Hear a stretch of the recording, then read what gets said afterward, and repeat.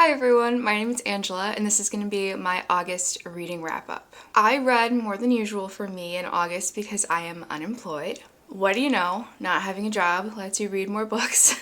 I think there are 12 novels and one short story, so let's get started. This is going to be in a random order because I'm too lazy to organize my books. Might as well start with my favorite book of the month, which is The Love Songs of W.E.B. Du Bois. I don't think I can hold this with one hand. This is a multi-generational family story. It's historical fiction.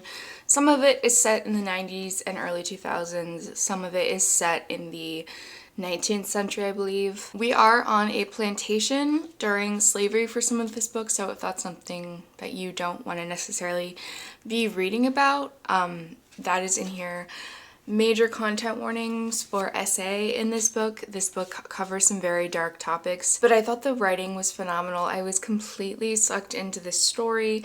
There was so much detail. It's the kind of book where it doesn't feel like fiction. It feels like this must be someone's memoir because there's so much detail, but it's not. The way that certain themes from the past and from the present were converging and connecting was incredible. So if you are a fan of multi-generational family stories, this is like one of the best ones that I've read, if not the best one. And then speaking of multi-generational family stories, we have There by Tommy Orange. I put this on my Goodreads want to read list 5 years ago, I checked, so I'm glad that I finally read this. This novel is essentially a contemporary novel of a bunch of different characters all leading up to this powwow in California, and all of these characters have very different reasons for going to this powwow. Some of the characters are related, some of them are not related, and we're seeing little bits and pieces of their stories, and then we also do get to see the powwow. There's a lot about being Indigenous in the United States and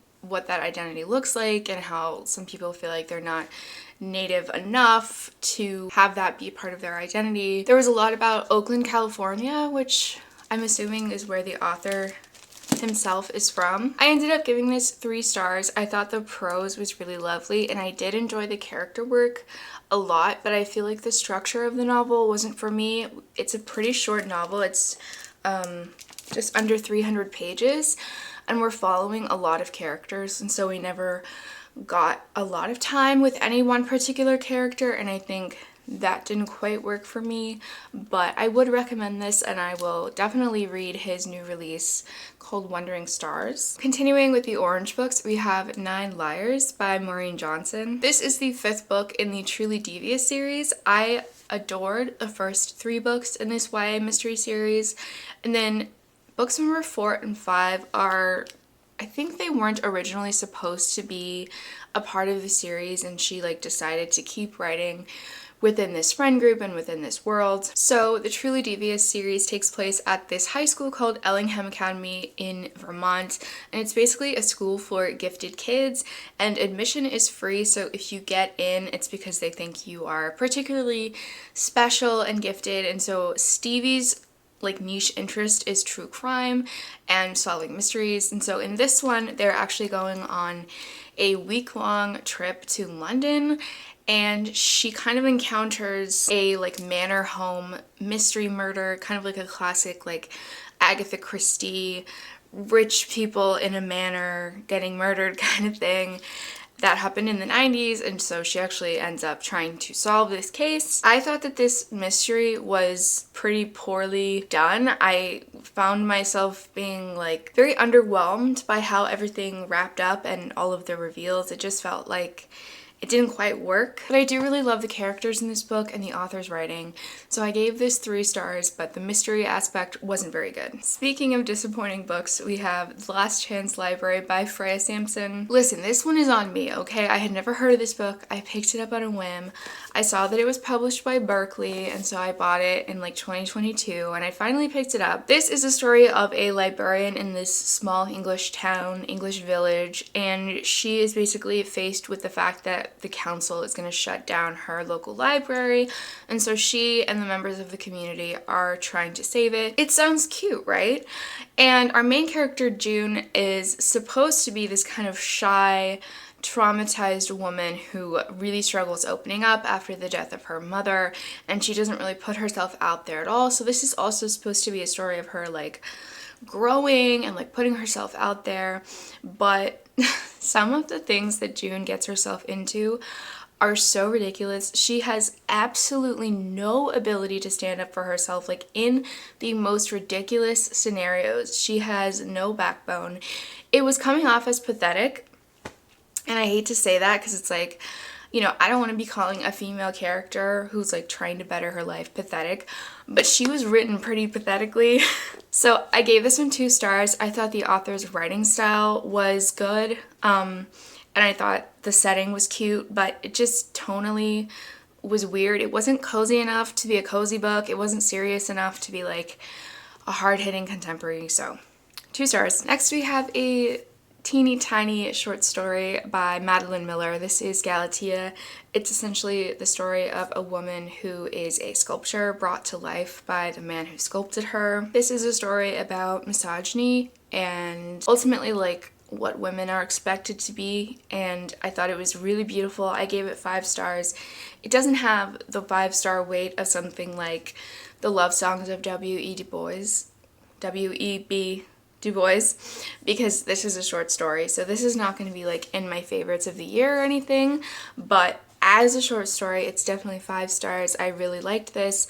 I will probably reread this sometime, and I just love Madeline Miller.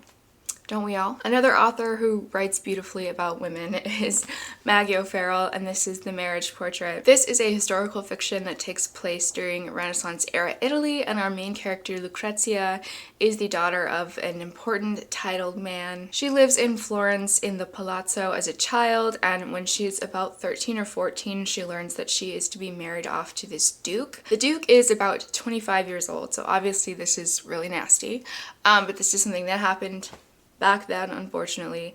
And this duke was actually supposed to marry her older sister, who very tragically passed away from an illness. So we're seeing some of Lucrezia's childhood, some of her marriage to this duke, and then we're flashing to the present where Lucrezia is really worried that she's about to be murdered. Maggie O'Farrell writes beautifully. I don't know how she does it. This is so lush and gorgeous. There's so much detail.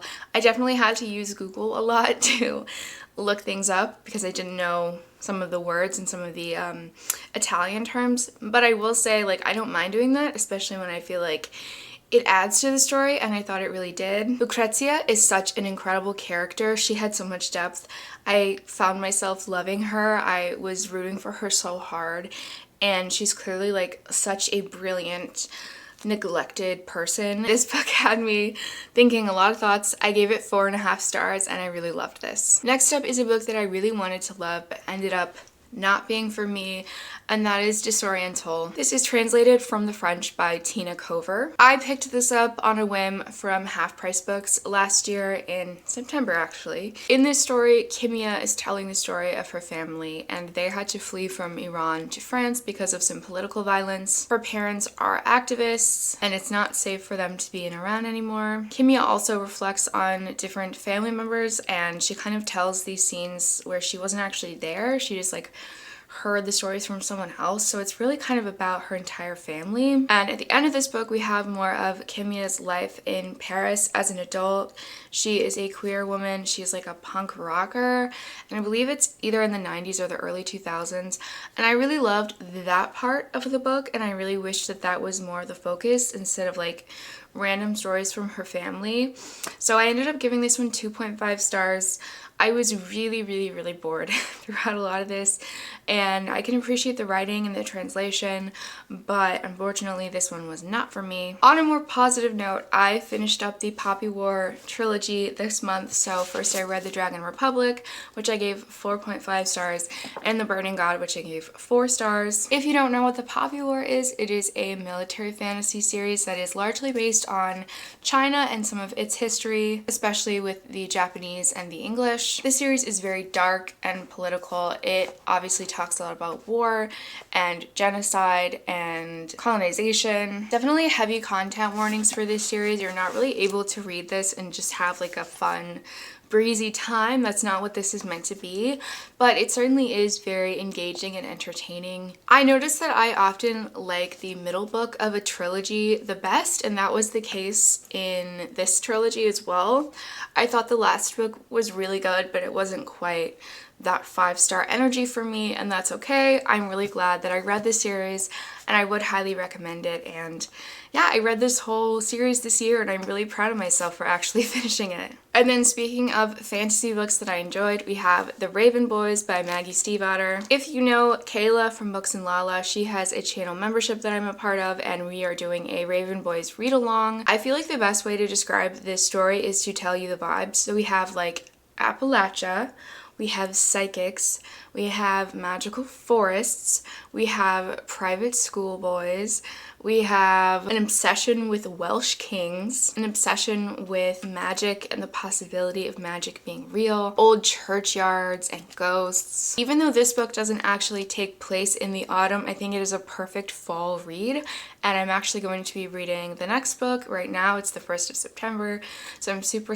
excited to have that autumnal reading experience. The character dynamics in this book are really interesting as well, because we have these boys from this elite private school, and most of their parents are rich, but we have one character who actually comes from a very impoverished family. And then our main character, Blue, does not go to this school, and she kind of has always hated the boys that go to this school because they're really pompous, but they end up becoming friends and going on this journey to try to find this Welsh king. And that's all you need to know. So the last 3 books we have to talk about are audiobooks that I listened to from my library. I read Ever After Always by Chloe Leese. This is essentially a romance between 2 people who are already married, and they're basically just trying to learn how to love each other again. In the midst of all their marital problems, they have to go on this like big family trip to celebrate the female main character's parents and their wedding anniversary, and so they really have to pretend like everything's cool and good between them. This one was pretty disappointing for me. I really like Chloe Leese's writing and how she writes about topics like neurodivergence and emotions and communication,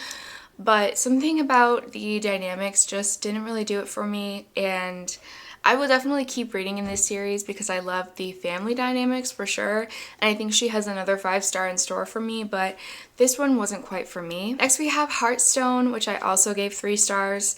This is literally just a Pride and Prejudice retelling with dragons and other magical creatures. It kind of straddles the line between a cozy fantasy and a regular fantasy because it does have a plot and there are like stakes and there is fighting and, you know, death and battles and things like that, which is not typically something you focus on in a cozy fantasy, but it's definitely not like a complex, you know, high fantasy book like something like The Poppy War where it's like incredibly detailed. So I think that disconnect was what led me to not love this too much. I did enjoy parts of it, so 3 stars felt like the perfect rating. And then last but not least, we have All Roads Lead Here by Mariana Zapata. I've heard so much about this author over the years. I've been meaning to buy that book for years and I just never really got around to it, but the audiobook was on Hoopla and I jumped at the chance to read it. Our main character Aurora is coming to Colorado because she wants to start over, and she finds a listing for an apartment rental that's like above